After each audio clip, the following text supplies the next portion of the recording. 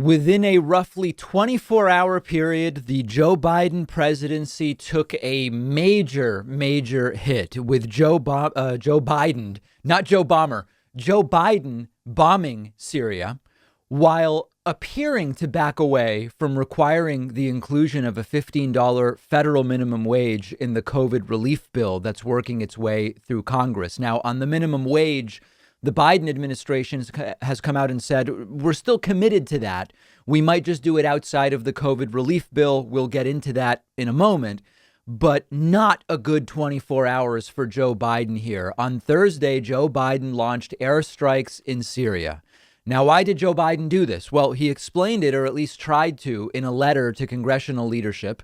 Joe Biden said the strike was, quote, pursuant to the United States' inherent right of self-defense as reflected in Article 51 of the United Nations Charter. Biden further explaining that, quote, at my direction on February 25th, U.S. forces conducted a targeted military strike against infrastructure in eastern Syria used by Iran-supported non-state militia groups. Those non-state militia groups were involved in recent attacks against United States and coalition personnel in Iraq, including the February 15 attack in Erbil, Iraq, which wounded one U.S. service member, wounded 4 U.S. contractors, including one critically, and killed one Filipino contractor.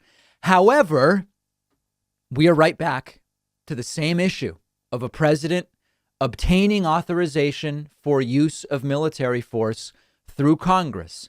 This was an issue with Barack Obama. This was an issue with Donald Trump. This is now an issue with Joe Biden. So there are two things here. First are the particulars of these strikes. This is just the latest of 20 years of American foreign policy all over again since 9/11. They attacked U.S. personnel in Iraq, so we're retaliating. Okay, well, so what's the point here? The point is to send the message that we won't tolerate this. All right. And then what happens next? The attack sours any goodwill that there was to the United States. Nothing improves. We rinse and repeat for another 5 years of the same stuff. So I don't really care to debate whether this particular case, well, there was a service member wounded and 4 contractors and a Filipino killed. And so this was justified because of that attack. To be honest, maybe it was under this completely sort of deranged framework in which we've been operating for the last 20 years. Maybe it was justified in that framework. Maybe it wasn't.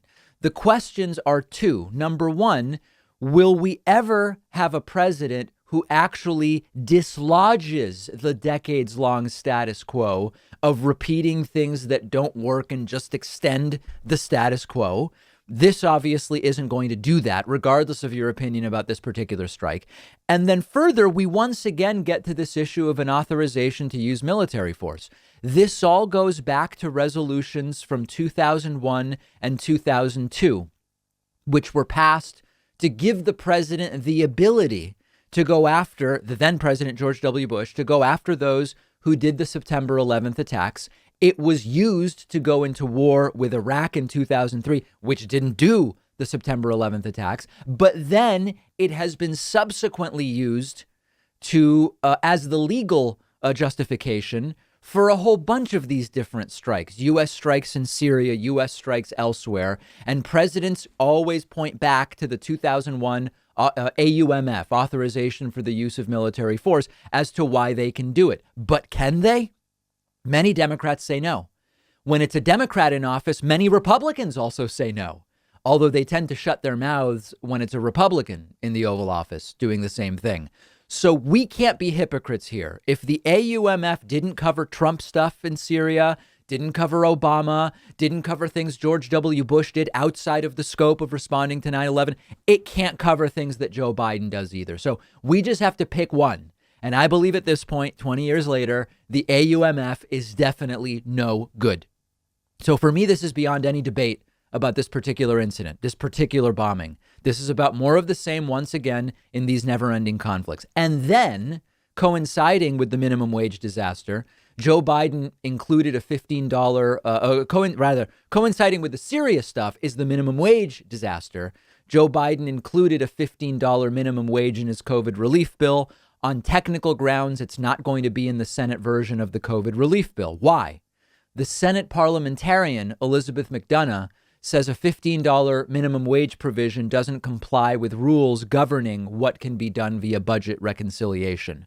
So almost certainly, even though Kamala Harris could overrule that decision by the parliamentarian, the Senate will likely pass a version of COVID relief, not including a $15 minimum wage.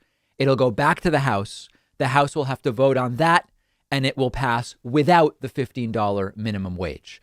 I don't believe that it's clear that a standalone bill on a $15 minimum wage makes it actually happen. That's increasingly what the Biden administration is pointing to, saying it's too big a step to override the Senate parliamentarian. We are committed to the $15 minimum wage, but we will do it separately.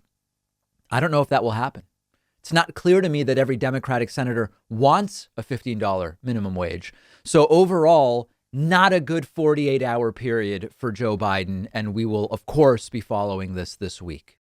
Today's show is sponsored by an excellent audiobook called Takeover: How a Conservative Student Club Captured the Supreme Court. This is the latest audiobook from Noah Feldman. It just came out, and Feldman actually narrates the audiobook himself. Noah Feldman, of course, is a Harvard law professor and constitutional scholar.